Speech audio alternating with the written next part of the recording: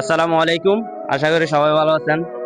আমি ভালো নেই, কারণ আমরা এখন অনেক আমাদের ভাই বোন ওই যে ফিলিস্তিনের গাজাবাসীদের জন্য আমরা কিছু করতে পারতেছি না। আমরা এখানে আমাদের অনেক বাধাগ্রস্ত আছে, তাই আমরা জিহাদ করতে পারতেছি না। তো আমি আজকে আমার একটা প্রবাসী ভাই থেকে জিজ্ঞেস করব, আমাদের বাংলাদেশি মানুষ কিছু করতেছে না, শুধু কোনো কিছু জিহাদ করতেছে না কেন?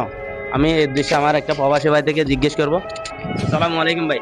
ওয়ালাইকুম আসসালাম রহমতুল্লাহি ওয়া ভাই বারাকাতুহু। ভাই আপনার নাম? আমার নাম মোহাম্মদ সৈকত হাওলাদার।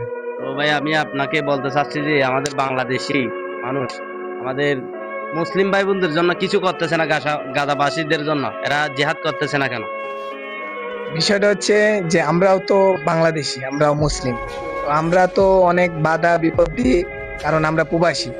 আমরা এই জন্য পারতেছি না, কারণ আমরা ভিডিওর মাধ্যমে তাদেরকে জানাই দিতেছি যে তারা যেন তাদের জিহাদের অংশগ্রহণ করে। আর আমরা তো পারতেছি না, কারণ আমরা বাধাগ্রস্ত, আমরা কাজকর্ম করি দূর প্রবাসে। আমরা যাই হোক, আমরা ভিডিওর মাধ্যমে যা কিছুই হোক আমরা শেয়ার করব তাদের সাথে। যে যা কিছু আমাদেরকে বলবে আমরা শেয়ার করবো, আমাদের এই জিনিসটা প্রয়োজন, এই জিনিসটা। তো এই জন্য আমরা পারতেছি না, কারণ আমরা বিপদের মুখে। এই জন্য আমি জানাই বাংলাদেশের মুসলিম না, বিশ্বের অল কান্ট্রি সবাইকে আমি জানাইতেছি, মুসলিম যারা, তারা যেন এই জিহাদের আগায়, তাদের ফিলিস্তিনিদের যেন সহযোগিতা করে।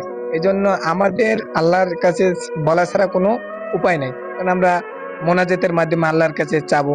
এই জন্যই তো আমরা তো এই জন্য পারতেছি না যে জিহাদের ময়দানে আমরা অংশগ্রহণ করতে। এই জন্য অল কান্ট্রি, অল বাংলাদেশের মানুষকে বলি, মুসলিম যারা, তারা যেন তাদের ফিলিস্তিনিদের ভাইদের এগিয়ে আসে জিহাদের মাধ্যমে। এই জন্য আমার বক্তব্য শেষ করছি। আসসালামু আলাইকুম। তো আমি আমার বাংলাদেশি ভাই বোনদের উদ্দেশ্যে আমি বলতে চাই, আমরা খাজে মুসলিম না। আমাদের এই বর্তমান পরিস্থিতিতে আমাদের জিহাদ অবশ্যই ফরজ হয়ে গেছে, আমরা এটা বুঝতেছি না।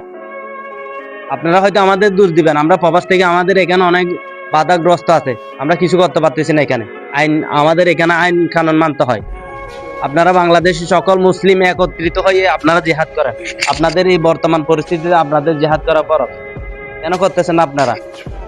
তখন টাকা পয়সার লোভে পড়ে আপনারা ওইখানে সময় দিচ্ছেন না। আপনারা সবাই মুসলিম একত্রিত হয়ে আপনারা জিহাদ করেন। তো আমি উদ্দেশ্যে আমার কথাটা শেষ। আসসালামু আলাইকুম রহমতুল্লাহ।